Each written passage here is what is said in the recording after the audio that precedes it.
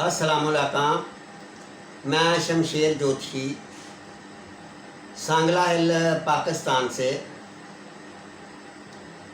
तो दोस्तों, आज हम आपको एक नई वीडियो लेकर आए हैं और बताएंगे कि काफ़ी लोगों का सवाल होता है कि मेरे औलाद नहीं हो रही, मेरे औलाद कब होगी।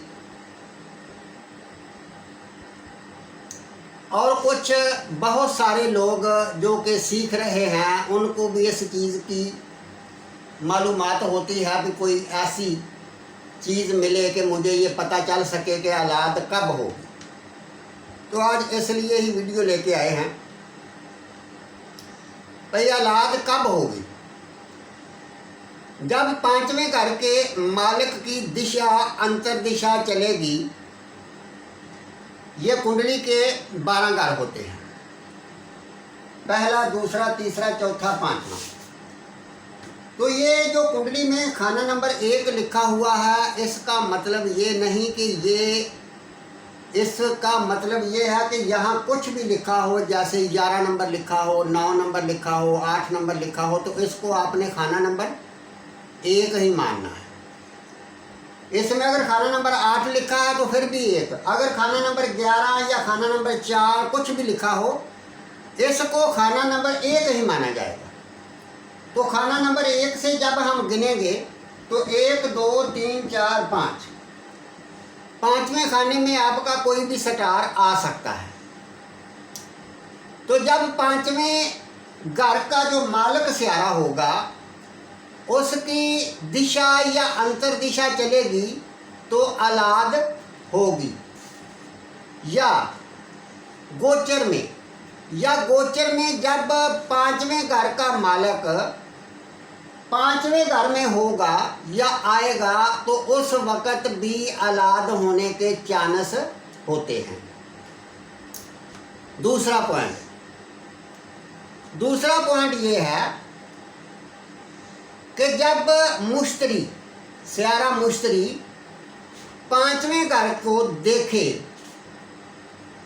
या पांचवें घर से जब गोचर में मुश्तरी आएगा तब औलाद होने के चांस होते हैं। तीसरा पॉइंट, पांचवें घर का मालिक या मुश्तरी जिस स्टार को देख रहे हैं, जब उसकी दिशा अंतर दिशा चलेगी तो फिर औलाद होने के चांस होते हैं।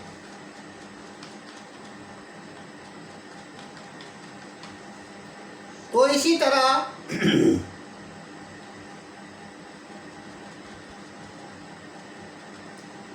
जो स्टार पांचवें या मुश्तरी के साथ होगा, जो स्टार पांचवें घर के मालिक के साथ या मुश्तरी के साथ होगा, जब उसकी दिशा या अंतर दिशा चलेगी तो फिर भी औलाद होने के चांस होते हैं।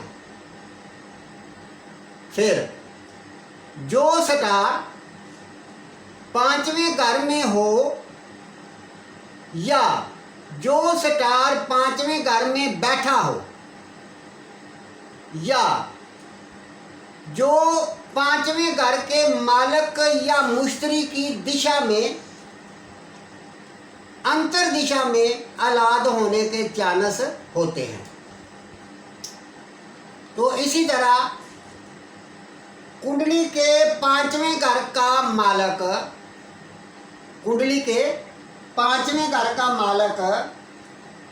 जिस घर में होता है वो घर बुरा ना हो, यानी नीच का ना हो वहाँ जाके, या 6वें 8वें घर में ना हो, मनहूस ना हो, वो घर का मालिक भी ठीक होना चाहिए।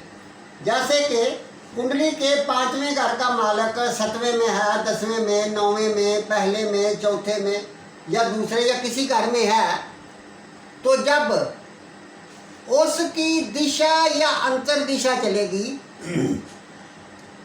तो फिर भी औलाद होने के चांस होते हैं।